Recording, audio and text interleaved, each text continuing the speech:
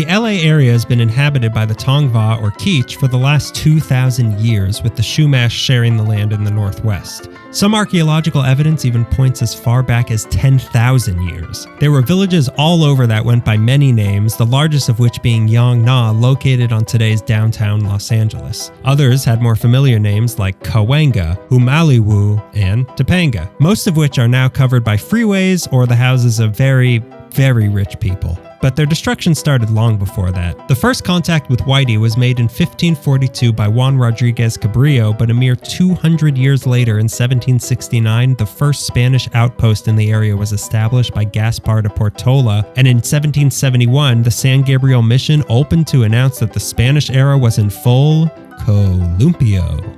That meant no more villages or freedom if you didn't speak Spanish, and the downtown area got the snappy new name of El Pueblo de Nuestra Señora de Los Angeles de Porciuncula, with all the surrounding land being divided into ranches doled out to be the houses of very, very rich people, such as Rancho Los Feliz, Rancho San Pedro, and Rancho Los Encinos. But the Spanish era ended in 1821 when Mexico kicked Spain to the curb, and now everyone in LA spoke still Spanish, but a different Spanish with less lisp. The new rulers kept the rancho tradition going and even decommissioned the missions to have even more land to dole out, not to the native people it was taken from, but instead to their own personal friends and family, most of whom were, you guessed it, very, very rich people. These became places like Rancho Los Cerritos, Rancho Los Palos Verdes, and Rancho Boca de Santa Monica. But that didn't last long when America expanded west and kicked Mexico to the curb in 1848, and nobody ever spoke Spanish in Los Angeles again.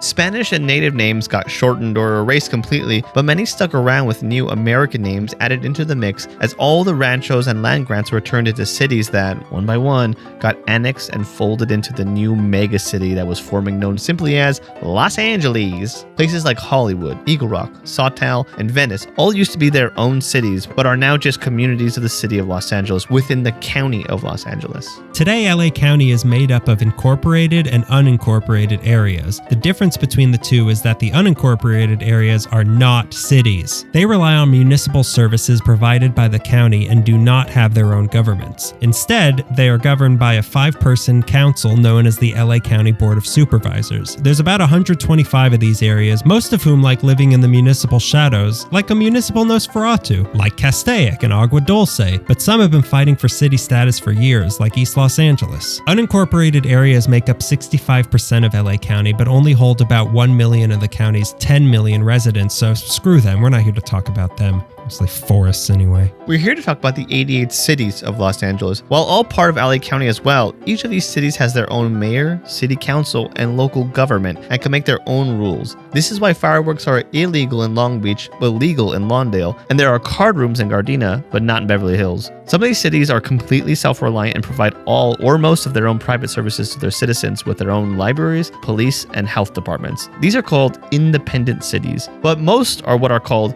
contract cities, who buy contracts with the county to be covered by county-provided services like animal control, building inspection, and the sheriff's department, whichever departments they don't have the resources to provide on their own.